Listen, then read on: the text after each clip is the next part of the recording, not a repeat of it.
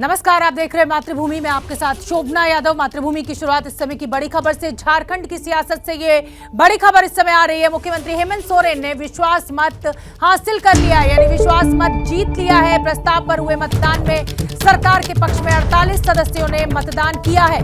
मुख्य विपक्षी बीजेपी ने वोटिंग का विरोध कर वॉकआउट किया। विश्वास मत पेश करते हुए मुख्यमंत्री हेमंत सोरेन ने अपने भाषण में बीजेपी पर विधायकों की खरीद फरोख्त का आरोप लगाया है, तो उधर बीजेपी दुमका में अंकिता सिंह को जिंदा जलाने का मुद्दा उठा रही है।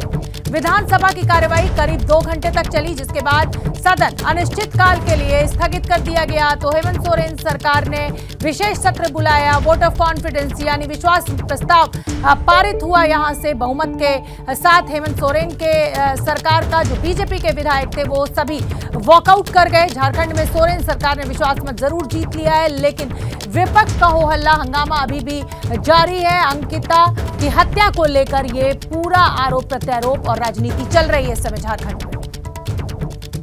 सरकार के तरफ से आदरणीय मुख्यमंत्री जी के तरफ से विश्वास मत का प्रस्ताव पेश किया गया और उसमें 48 बनाम 0 मत प्राप्त हुए, यानी मुख्यमंत्री के पक्ष में 48 और उनके विपक्ष में 0 का मतलब 2 ही तरह का होता है, सहमति भी होता है, असहमति भी होता है। इसलिए इसको आप दूसरे ढंग से भी ले सकते हैं। जो मतदान के पक्ष में उपस्थित नहीं रहते हैं, चले जाते हैं, वो एक तरफ से इनडायरेक्टली सहमति व्यक्त करना होता है। इसलिए सारे लोगों का सहमत है। अच्छा सर, सवाल ये है कि ये इसकी जरूरत क्या महसूस की गई थी? इसका बिल्कुल जरूरत महसूस थी। आप कैसे इसका जरूरत नहीं महसूस कर रहे हैं? आपको हमने बताया, कोई बताने की आवश्यकता नहीं है। राज्य के अंदर में राजनीतिक सौदागर और कुछ ऐसे बुद्धिमान व्यक्तियों ने राज्य का माहौल को इतना बिगाड़ा था। यहाँ आप एक साधारण सामान्य व्यक्ति से लेकर के किसी भी व्यक्ति पर जाने के बाद एक संशय का स्थिति पैदा हो गया था कि वर्तमान सरकार के पास बहुमत है या नहीं है।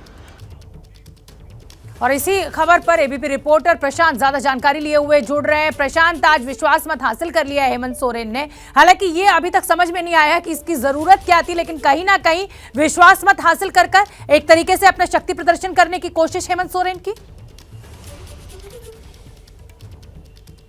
बिल्कुल, देखिए बीजेपी यही सवाल उठा रही है कि जब न तो बीजेपी की तरफ से किसी विश्वास प्रस्ताव या बीजेपी अगर मूव करती तो अविश्वास प्रस्ताव मूव करती, या न ही गवर्नर की तरफ से सरकार को कहा गया था कि इस तरह का विश्वास प्रस्ताव सरकार ले, तो फिर इस तरह की ज़रूरत क्या थी? क्योंकि बीजेपी का ये कहना है कि उन्होंने कभी भी हेमंत सोरेन सरकार की बहुमत पर सवाल नहीं खड़ा किया है। सवाल हेमंत सोरेन की जो विधायकी है उसको लेकर है, क्योंकि एक ऑफिस ऑफ प्रॉफिट का मामला आया, जो पूरा मामला चुनाव आयोग के पास गया और चुनाव आयोग ने अपनी सिफारिशें राज्यपाल को भेजी है और राज्यपाल को उस पर अंतिम निर्णय लेना है।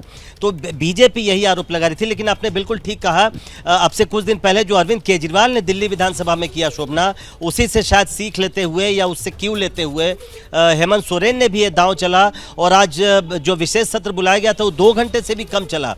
उसमें कुछ लोगों ने अपना भाषण दिया और आखिरी में विश्वास मत के प्रस्ताव पर वोटिंग हुआ। 48 लोगों ने प्रस्ताव के पक्ष में वोट किया, मतलब 48 लोगों ने हेमंत सोरेन का समर्थन किया। लेकिन जैसा आप बता रही थी कि बीजेपी विधायकों ने पहले ही वॉकआउट कर दिया था, लिहाजा उन्होंने वोटिंग नहीं किया। प्रशांत, आप बने रहिए। और बिल्कुल ठीक आप कह रहे हैं कि एक नया चलन चल गया है। अरविंद केजरीवाल ने ऐसे विश्वास मत हासिल किया, विपक्ष विश्वास प्रस्ताव लाता नहीं है, लेकिन सरकार अपना ही जो है वोट ऑफ कॉन्फिडेंस जीतते हुए दिखाती है, शक्ति प्रदर्शन करती है। जैसे ही घड़ी का काटा दोपहर 2:30 पे आए, बबीता जी का दिल सास बहू साजिश के लिए मचल जाए। और ये है इनकी बहू, पूरे दिन ऑफिस की टेंशन हो जाए गॉन जब ये करें अपना फेवरेट शो फ्री टाइम पे ऑन। इनकी तरह आप भी देखें अपना फेवरेट शो अपने टाइम पर और डाउनलोड कीजिए एबीपी लाइव ऐप अपने स्मार्ट टीवी पर।